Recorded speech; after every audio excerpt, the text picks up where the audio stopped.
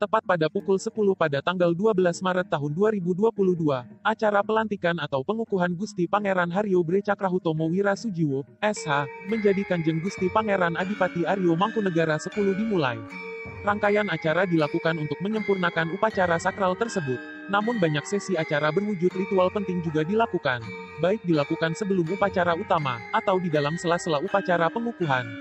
Berikut ini adalah sederet sesi ritual yang dianggap sangat penting. Ritual-ritual tersebut mengandung banyak sisi mistis dan keramat. Ritual beraroma mistis itu, tentu dilakukan demi terwujudnya sebuah gelaran upacara.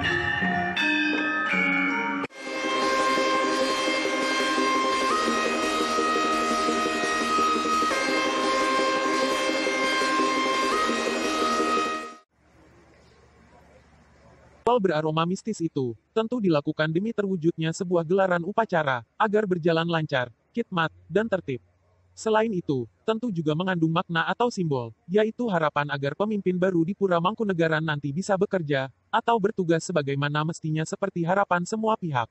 Yang pertama, sehari sebelum acara dimulai, beberapa pusaka penting milik Pura Mangkunegaran dikeluarkan. Dipandu seorang pawang hujan dari lingkungan Pura Mangkunegaran, pusaka tersebut dipakai sebagai media untuk menolak hujan selama 2-3 hari ke depan dari ritual menolak hujan tersebut. Juga menjamas beberapa gamelan penting, terutama yang berada di dalam Pendapa Ageng Pura Mangkunegaran. Ini karena lokasi Pendapa Ageng Pura Mangkunegaran menjadi tempat utama dari upacara jumenengan tersebut. Di antaranya adalah gamelan pusaka dan legendaris antara lain, Kiai Kenyut Mesem, Kiai Seton, dan Kiai Lipur Sari. Kiai Lipur Sari merupakan gamelan terbaru. Gamelan ini ditabuh setiap hari Rabu untuk mengiringi latihan tari dan seni pertunjukan bagi wisatawan. Gamelan berikutnya bernama Kiai Seton. Gamelan ini berumur 100 tahun lebih. Kiai Seton sendiri ditabuh pada hari Sabtu untuk mengiringi upacara-upacara adat. Selanjutnya gamelan paling sakral bernama Kiai Kenyut Mesem. Gamelan ini merupakan peninggalan kerajaan Demak.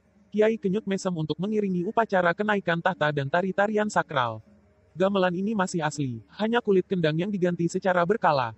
Kiai Kenyut Mesem pernah digunakan untuk mengiringi Gusti Raden Ayu, Great Siti Nurul Kamaril Ngasarati Kusumawardani, yaitu saat menari di pernikahan Putri Juliana di Belanda dengan cara ditabuh di pendapa dan disender atau disiarkan secara live atau langsung melalui pemancar radio.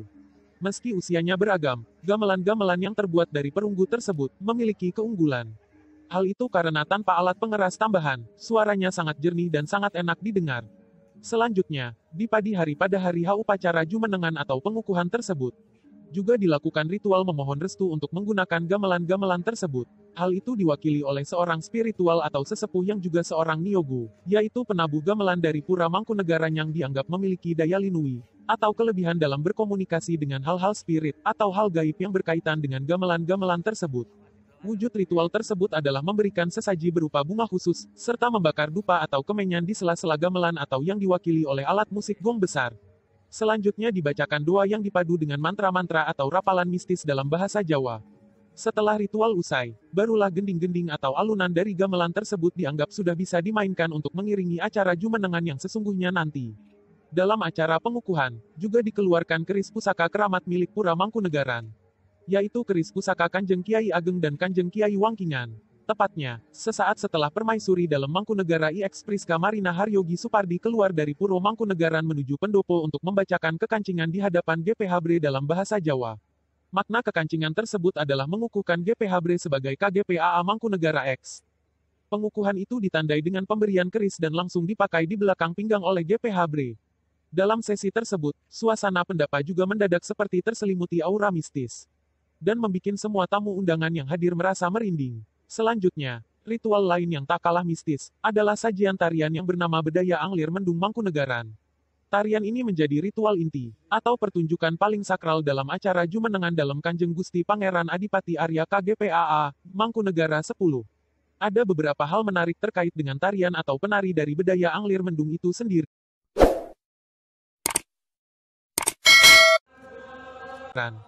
Tarian ini menjadi ritual inti, atau pertunjukan paling sakral dalam acara jumenengan dalam Kanjeng Gusti Pangeran Adipati Arya KGPAA, Mangkunegara 10.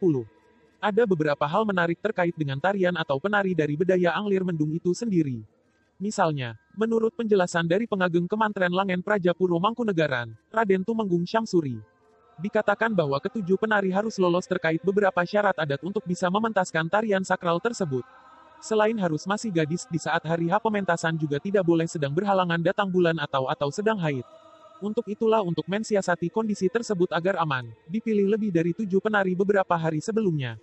Hal tersebut untuk mengantisipasi kondisi berhalangan yang sering datang mendadak tanpa diundang.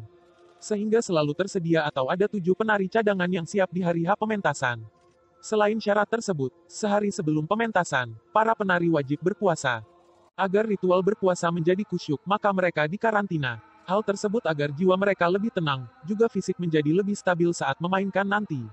Tari Bedaya Anglir Mendung sendiri, tidak pernah diubah sesuai yang diciptakan oleh Pangeran Sambernyawa atau KGPAA Mangkunegara pertama sejak zaman dulu. Ketujuh penari memang harus benar-benar siap secara fisik dan mental.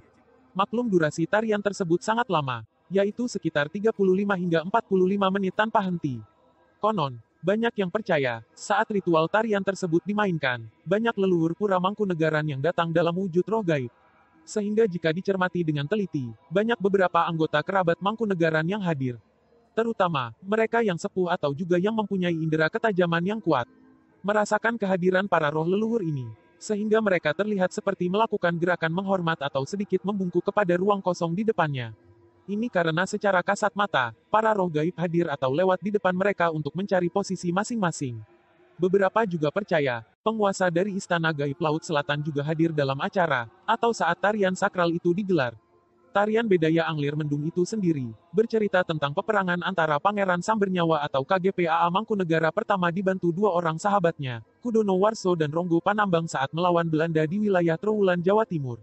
Tari Bedaya Anglir Mendung, menjadi tarian sakral dari Puro Mangkunegaran, serta tidak sembarangan penari dapat membawakannya. Bedaya Anglir Mendung hanya boleh dibawakan pada momen-momen tertentu, seperti yang dilaksanakan dalam prosesi adat Jumeneng GPH Bre Cakrahutomo Wira Sujiwo menjadi Kanjeng Gusti Pangeran Adipati Arya KGPAA, Mangkunegara 10.